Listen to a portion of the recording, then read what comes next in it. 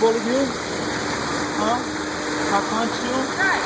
Why was you bullying You people? don't feel good. You want me to bully you? Huh? What did you do? Did I beat you up? Skylar. Tyler, what did you do?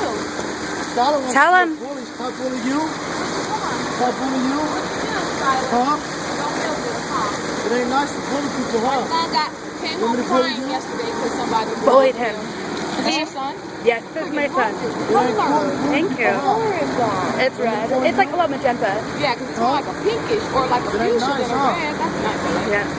Huh? Skylar, tell him what you did. We We can't hear you. Tell him. Why? You're disgracing my middle name. What grade are you in? And you're a second grader?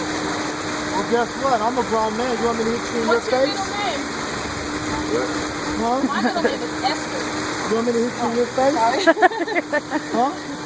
I can't hear you. You want me to hit you in your face? See, that's probably how he felt yesterday or whenever you bullied him.